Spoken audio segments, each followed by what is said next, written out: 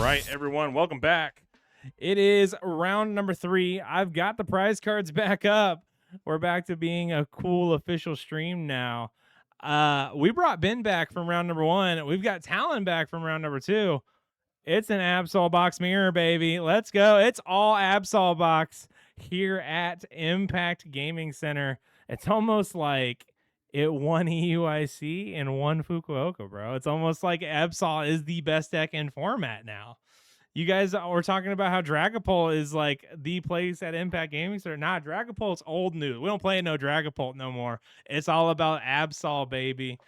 So we got Ben playing Absol box, Talon playing Absol box. We're just getting set up here, trying to figure out what our starting Pokemon are going to be. I'm going to be completely honest with you. I don't know the mirror quite as well as I know other mirrors. So this is going to be a learning experience for both of us as we watch our players here, currently undefeated, and they both start both start Psyduck. I don't think you can make this up. Ben is going first, so I think that puts Ben immediately in the back seat in terms of getting those energy drops, getting that technical machine turbo energize going. I think Ben is already a turn behind Talon in terms of being able to get your Pokemon established, get that Absol up, and get things rolling. And yeah, Crumbreon, I kind of assume that this mirror is going to be a little miserable, mainly just due to the fact that it's very much a lot of counterplay.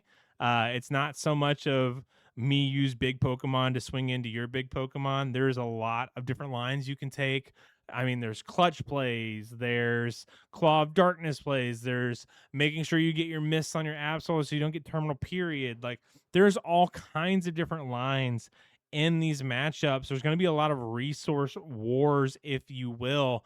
I need to really sit down and talk with Kevin, who is probably one of the best Absol box players that I know personally, just to get their thoughts on the matchup. And Ben's hand not looking phenomenal.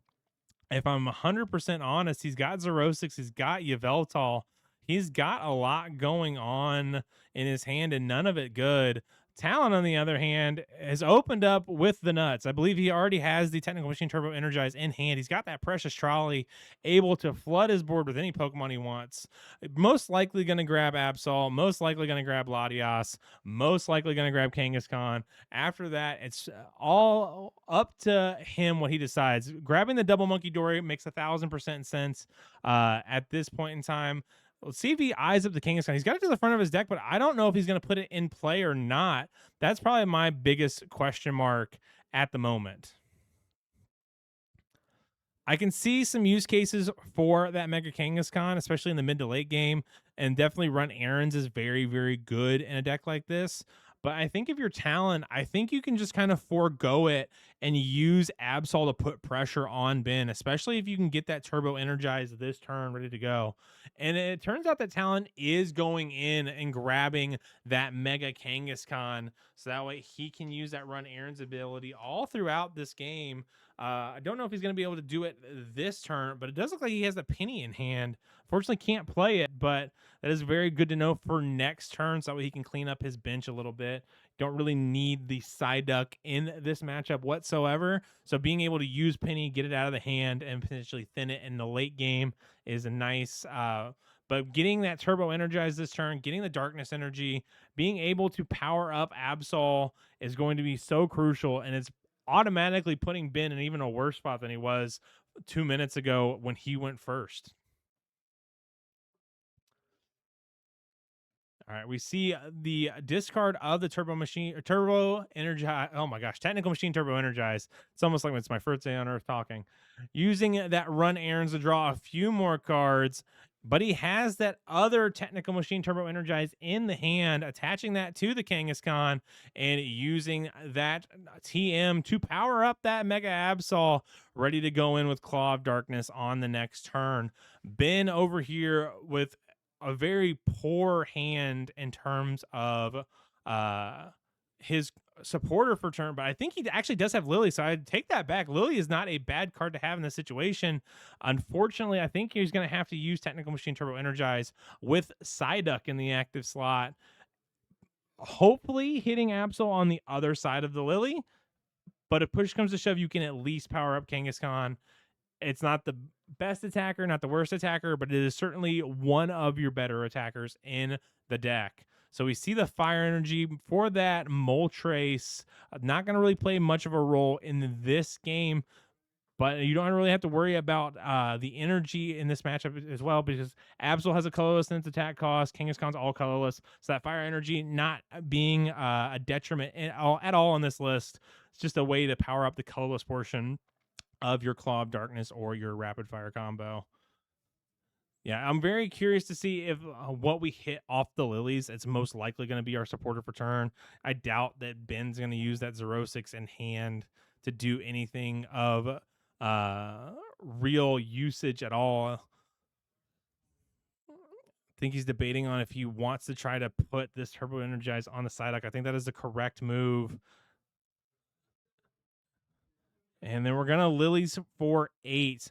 Like I said earlier, one of the best supporter cards we've ever seen. Shuffle Draw 8, if you haven't taken a prize, is a massive, it's probably one of the biggest shuffle draws that we've seen in the game's history. I mean, we saw Professor Elm back in the Neo era, that was Shuffle Draw 7. And then Eek was Shuffle Draw 7 as well. So it's probably, I think it is the biggest shuffle draw supporter we've ever seen. Being able to get 8 cards is so impactful, especially in a lot of these decks where setting up is the most crucial thing you could do on the first turn of the game, and Lily lets you do that.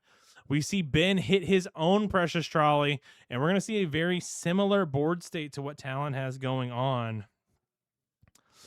This is true. Katie is a shuffle draw 8, but she does end your turn. I forgot all about Katie existing. You talk about one of those cards that definitely got lost in the sauce. I don't think a single person has played Katie in standard format. Came out in Scarlet Violet base set. Definitely a card of all time. We'll call it that. We'll give it the fact that it is a card that exists. It's probably just as bad as, something like Sword Burt and Shield Burt, but yeah, it's there. So, and it has a full art supporter too. Not too bad. And I think what we're going to see here is I think we're going to see that Technical Machine Turbo Energize powering up that benched Mega Absol. Just that way, Ben can get his own Claw of Darkness and Terminal Period established. We could also see Turbo Energize powering up the double Monkey Dories here.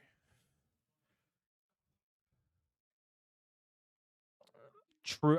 To be honest with you, I don't even know what Amaris does. I can see the card. I can see the alt art from Prismatic Evolutions. But if you had asked me right now what it does, I couldn't tell you a single thing that it does. And yeah, Scott, I'd say I don't think I've ever seen Katie in a day 2 list.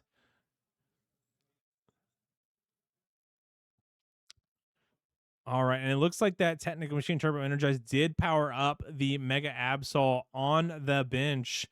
Forgoing the Monkey Dory charge up, I do know that is something that I have seen some of my Mega Absol opponents do, where they'll Technical Machine Turbo Energize onto the double Monkey Dory and basically say, I want to get these monkeys established as fast as possible. The Absol can come later. I've seen that play been done before. I'm not sure if that's a play you would really want to do in mirror, but it is something that I have seen in other matchups, specifically Guardy versus Mega Absol.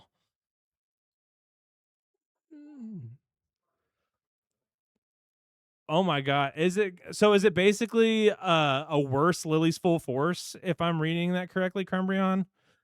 Or am I thinking of a different card? But I'm pretty sure it's Lily's Full Force from Cosmic Eclipse that has a similar effect. And we're seeing a boss's orders here on that Mega Absol using Claw of Darkness to put 200 damage on that 2 energy Absol and remove a card from Ben's hand, selecting the Pokegear, basically limiting the amount of dig that Ben gets for a supporter going into his turn. And I think that's crucial because Ben would have very much liked to be able to use Pokegear to get a supporter. We're seeing the energy switch moving that darkness energy off of the Mega Kangaskhan onto the Absols. That way Ben can use his own Claw of Darkness. attaching the mist energy to the Kangaskhan. And yeah, I thought Lily's Full Force was a very similar effect to that. I don't think anyone played Lily's Full Force either during the Sun and Moon era, if I remember correctly, and it definitely didn't see play during early Sword and Shield. For those of you who didn't play around that time frame, or those of you who don't know a lot about early Sword and Shield meta, it was basically for Marnie, for research was basically the only thing you played as draw supporters. Every once in a while, you'd see a Cynthia and Caitlyn running around, but when Rebel Clash came out and you had access to Eldegoss V, that pretty much went away at that point in time. You just basically played Marnie, Research, and Dedenne was the three things you played. So we see here that Ben is going to go with his own Claw of Darkness into Mega Absol, and he's going to be able to select what he wants out of Talon's hand, and he is choosing the Darkness energy, foregoing the penny that's in Talon's hand.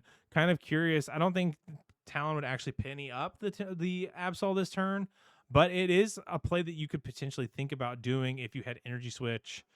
We see the attachment for turn onto Monkey Dory, so that way he can move 3 damage counters off of his Absol. Looks like we're putting that on the Kangaskhan EX on the bench.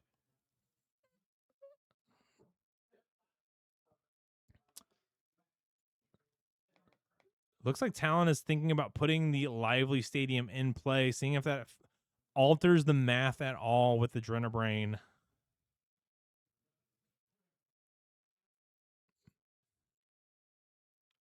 And we're seeing the Adrenabrain usage, or at least the marker showing the Adrenabrain usage that we already previously did earlier, attaching the Bravery Charm to that Mega Kangaskhan and putting the Lively Stadium in play, just making all of the Pokemon in play that are basics tanky. And if you guys have noticed, all these Pokemon that are currently in play are basics. So Talon going down to 3 prizes, deciding to get rid of the nest ball, deciding to instead go after the next Mega Absol instead. There was a world where you could see them getting rid of Counter Catcher potentially, just to avoid a clutch play. Because I think Counter Catcher plus clutch on Latias would be kind of a good way to buy time if you're Ben. So it's kind of surprising that Talon didn't go for that Counter Catcher, instead choosing to go after the Mega Absol. It does limit the amount of options that Ben can use against you. So I could see the line of thinking by getting rid of the Absol as well. But I'm just kind of surprised that the Counter Catcher wasn't kind of a thought, just like Counter Catcher Latias clutch play, just to buy some time. I'm kind of surprised that Talon didn't decide to go with that. Yeah, and if I'm thinking correctly, isn't Larry's skill basically Peony from Chilling Rain? I think that's what I remember correctly.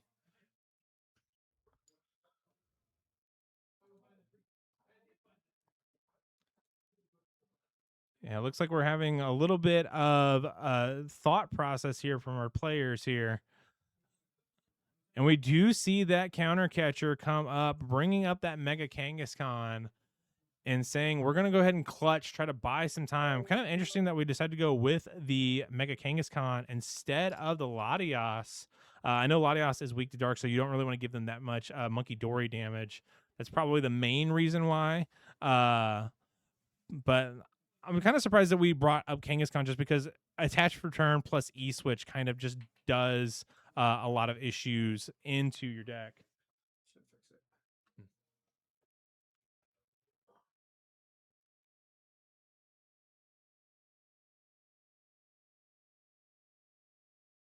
If it does that again, just go.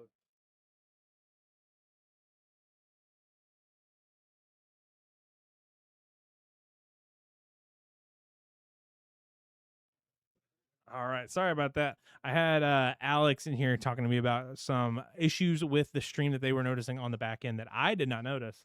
So they were helping me clean some of that up. Looked like we had an issue with I think it's scrappy.exe. It's the thing that runs the prize cards and runs some of the background data for the stream. I think it was having a little bit of a Wi-Fi issue. So yeah, I apologize for that. It was more along the lines of them just being like, "Hey, we've kind of noticed this." Like from a more technical aspects, they came in and tried to help clean me up real quick. But yeah, so back to the Peony discussion. So Larry Skill is worse Peony. Gotcha. I do remember Peony being like a little bit of a thing uh toward like the beginning of Scarvi. It was like in Miraidon for a little bit. You would like Miraidon, or you would Peony like get rid of your hand, grab like 2 or 3 cards, and then restart and like use Mew to like draw your cards. I remember Peony was also I think it was in Hisuian Arcanine, like a meme deck that play like did more damage if you had 0 cards in hand, I think, if I remember correctly. Uh you can tell that I've been playing the game a little bit too long when I'm starting to remember random fringe decks like Peony Miraidon, but you know, hey, we've been around for a hot minute, so yeah, and it looks like with our players right now, it looks like Talon is actually down to 2 prizes. So let me update the stream layout for that. We see run errands here. Talon very much taking a strong lead in this matchup. And Scott, I did not know that it was in Whimsicott. I like to try to forget that Whimsicott was a deck. Personally, the very first locals I ever went to, I took Whimsicott V Star, fresh off Frank Persick's second place finish at, oh god, what was it, 2020? Was it 2022 EUIC? That was the EUIC where he lost to, was it the Mega or the Rapid Strike box thing with like Sylveon? I can't remember, man. I just remember playing Whimsicott to that first locals and getting dog walked all day long. It was so bad. Uh yeah, and Scott, I do remember Mew being your favorite deck for a long time. Mew VMAX is a super cool deck. And I see someone else in chat, Mew VMAX is also your first deck. Mew VMAX is one of the strongest decks I think we ever played when our testing group first started. I was a big fan of 4 DTE Mew. I wasn't as big of a fan of the Fusion Strike Mew VMAX. I really liked the Judge Path version of 4 DTE Mew. I think Mahone popularized that. I think, oh my gosh, I can't even remember what tournament. I think that was Knoxville in 2023. I think.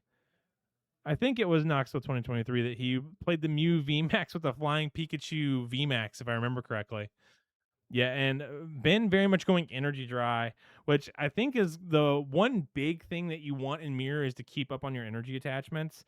And unfortunately, Ben just has not been able to do that. I think Talon having the boss's orders on Ben's Mega Absol before he was ready to use it kind of just threw him behind the 8 ball. And I think he's had just a rough time trying to claw back into it. And we also see that Mega Kangaskhan is already heavily damaged. So all we need is an Adrenaline plus Claw of Darkness to take a knockout. I think Ben needs like Energy Switch plus Energy Attachment for turn, if I'm remembering correctly, in order to even use Rapid Fire Combo this turn. Ooh, me too, Fire Fist. I'm super duper excited for Rocket's Honchkrow. Just the fact that it's probably the most consistent engine that we're gonna have post rotation outside of like Lily Fez decks and stuff like that. I'm also super excited for Mega Diancie. I know that was kind of a deck that was starting to see a little bit of play as like a counterbox to Lucario and Dragapult being the 2 best played decks in the post rotation format. I don't know if it's going to be good though with Megabox winning Fukuoka, as well as I think it was like Ogerpon, Morganium, I think was the second place deck with like Arboliva and stuff. So I don't know if Mega Diancie is really going to be that deck post rotation, but I do like Rocket's Honchkrow.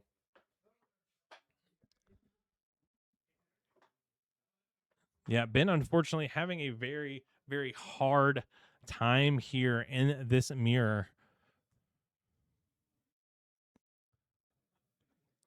Ooh, interesting. Yeah, I agree. Mewtwo, it does seem to have a decent little position here in that post rotation meta. Being able to just absolutely just dunk on Mega Lucario, which is arguably the second most popular deck in Japan at the moment, is very nice. Also, I don't know if you'd run the Lily's Clefairy, but if you do run Lily's Clefairy and Mewtwo, I think that just makes your Dragapult matchup a little bit better. But I think you're just already tanky enough as is. um Yeah, Peony and Peonia, the good old father-daughter combo. Peonia is one of my favorite cards that I've ever had to play with in the past. I used to play Mewtwo V Union Control during the Swish Sit meta. So Peonia to be able to go get my Mewtwo V Union pieces was always very, very fun. Um, I remember when V Unions first came out and we used to play Peonia and we used to do things like use the Meowth that had the ability where if you discarded 2 cards, you were able to like evolve and stuff. And yeah, Scott, if you play the DLC every once in a blue moon, you would know that they're father and daughter because it literally says it in the game. I know you're not as big at playing the game as you are a Pokemon trading card game, but it does explicitly say that in the video games that yes, they are father and daughter. Let me go ahead and swap over here to my good old space cam.